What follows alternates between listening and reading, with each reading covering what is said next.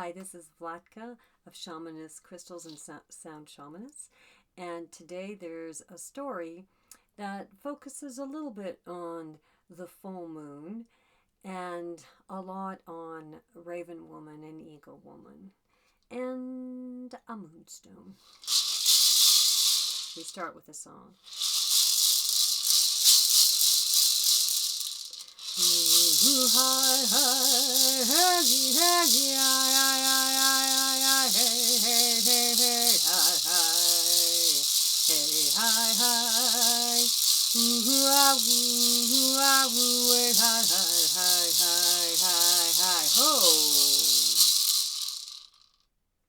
A long time ago, Eagle was waiting on top of a very high pine tree, waiting for her friend, Raven Woman. Now, Raven Woman and Eagle Woman went way back. They even had a history of bringing a certain couple together. And this particular pine tree was overlooking that couple's cabin, where a lot of shouting was currently happening. So Raven flew down and said, "What is going on?" And Eagle said, "Well, I thought we could get together and talk about this, but there's, remember that couple that we helped a long time ago and we were sure that they were in love? Well, listen." And Raven listened, and there were pots being thrown and glasses being smashed and all sorts of hullabaloo. So Raven said, "Well, what are we going to do?" Well, Eagle said, maybe leave them to their own devices. We interfered once. Maybe we shouldn't interfere again. And Raven shook her head and chortled and said, No, I think they need our help." And Eagle Woman said, "But what are we going to do?" And Raven said, "Well, why don't I, as messenger to the Creator, fly to Great Creator and ask for help?" Eagle hummed and hawed and then finally agreed. So Raven flew up into the sky, but Raven Woman sometimes got distracted. And this particular night, the moon was full. And she was smitten by it. There was something sparkling within it. So Raven Woman flew up to the moon, and she saw something particularly shiny, and she thought to herself, "Oh, a bobbly."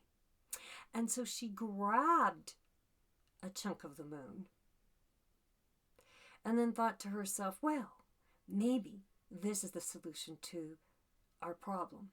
And she flew back to Eagle Woman. And when Eagle Woman asked her, "What did Creator say?" Raven Woman had to think. And she had to decide in that moment, was she going to tell the truth or was she going to kind of work around it? So she decided to say, "Well, this is from Creator." And she placed it into the talons of Eagle Woman. And Eagle Woman looked at it, and it sparkled and it shone and it looked very pretty. "But what are we going to do with this?" And Raven Woman said, "Just leave it up to me." And so she took the bobbly and flew down and waited into the wee hours of the night.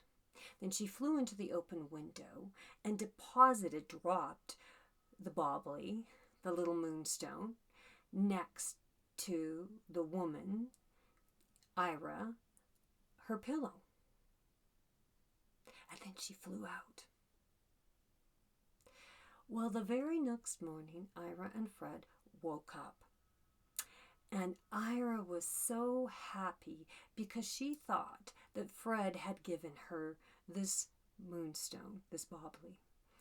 And so she woke up, and before Fred got up, she started to clean up the kitchen, clean up all the broken glass and put the pots away and made breakfast. And when Fred saw that Ira was making such an effort, he apologized for fighting. And he told her, "I'm just not happy with my work anymore." So it all just tumbled out of him. And before you knew it, he was telling Ira how he had this secret desire. He had the secret desire to work with wood. Now, unbeknownst to either one of them, Raven Woman was the keeper of secrets. Now, even Raven Woman wasn't aware that that magic of hers rubbed off onto the moonstone. So when the moonstone was gifted, in the giving, something was received. And Fred received. He received the understanding of what was really bothering him. Instead of blaming Ira for his problems, he realized he was unhappy because he wasn't really honoring his own needs.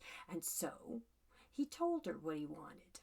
He told her he wanted to go apprentice with the woodworker. And Ira said, "At your age?" And he said, "Yes." And she said, "Well, if that's what will make you happy." And he said, "Well, I'll continue to do the work that I do that helps our household, but I also want to approach the local woodworker and ask him if I can apprentice." So that's what Ira did. Now, in the huge tall pine tree, Raven Woman and Eagle Woman were watching this the whole time. And they thought, wow, we did a really good thing. So they decided to fly away and go on with their lives. In the meantime, Fred talked to the woodworker, the local woodworker, and it was agreed that he would work for free, and in exchange, the woodworker, in the evenings, after his day shift was done, the woodworker would help teach Fred how to do this particular kind of craft, or at least get started on it, because it would take a lot of practice. So when Fred came home in the days and weeks to come, he was very happy. He was content because he had found out what was bothering him and he did something about it. But in the meantime, Ira seemed to get more and more unhappy. And once again, Raven Woman spotted what was going on this time. But the two of them, Raven Woman and Eagle Woman, talked by the river. And they talked about Ira being unhappy.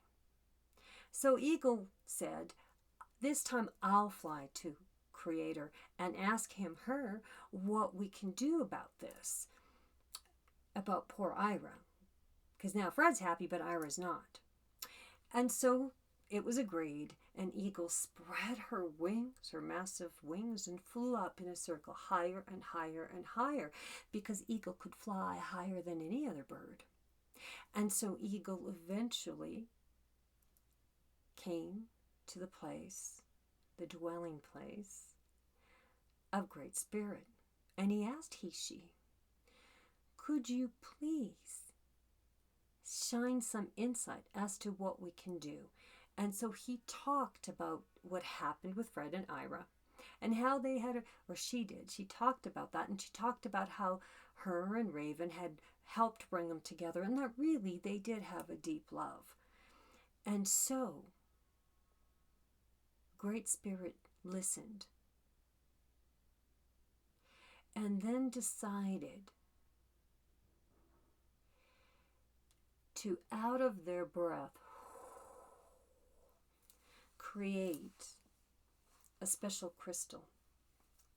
Now, this crystal was filled with mist because in the very bottom was a cauldron. It belonged to the sisters of the cauldron. And Eagle said, "Well, how is that supposed to help?" And Great Spirit smiled, and she said, "Just plant this crystal somewhere where Ira can find it." And so it was. Now, the crystal was quite heavy, but Eagle's wings were massive, and her talons were even stronger. And so Eagle grabbed the crystal and took it all the way down to the river, because Eagle Woman knew that Ira would eventually come to the river to either do some washing or collect water. Either way, she would be at the river at least twice that day. So Eagle flew to the pine tree that was near the river. and told Raven what had happened. And Raven Woman and Eagle Woman waited. Well, they didn't have to wait long, because Ira came to the riverside, and at first she didn't even notice the stone or the crystal. But you know what caught her attention?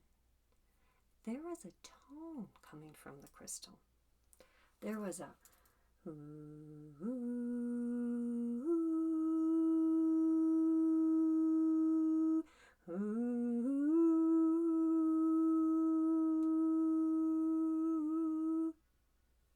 and then and only then did the crystal draw Ira's attention, and she grabbed it, and she placed it to her heart, and she placed it to her mind, and she began to sing with it. Well, no sooner did she sing with it than this mist that was inside the crystal came out of the crystal, and out of that mist she saw a cauldron, and around that cauldron were the sisters. And one of the sisters, Mnemosyne, stepped forth. And all she did was extend her arms. And Ira went into Mnemosyne's arms and wept, for she didn't know until that moment that what she was trying to receive from her partner, Fred, was really something that she needed to receive from the sisters, and particularly from Mnemosyne. And so she surrendered to the embrace of Mnemosyne, and Mnemosyne took her into the cauldron, this cauldron of mist, not fire, water, this cauldron of mist, the healing waters, the healing balm. And there the sisters bathed Ira like a tonic, a healing tonic that filled her and nurtured her in a way that no one or nothing else could. So when she was done, the cauldron disappeared into the mist, the sisters disappeared into the mist, and the mist went back into the crystal. And somehow magically all the washing had been done. And Raven and Eagle Woman laughed to themselves because they helped out one more time, of course. And then Ira took the crystal back home and she placed it by her bedstand. And in the days and the weeks to follow, Ira and Fred found their way. And they actually ended up finding that their love grew sweeter, and that their intimacy and caring flowed into greater balance and harmony, because they were both meeting their own needs in their own unique ways, and now were free to give to one another. And as for Raven Woman and Eagle Woman, they patted each other on the wings, taking credit for the whole thing. And that, for now, my friend, is the end of the story. Sa-jen.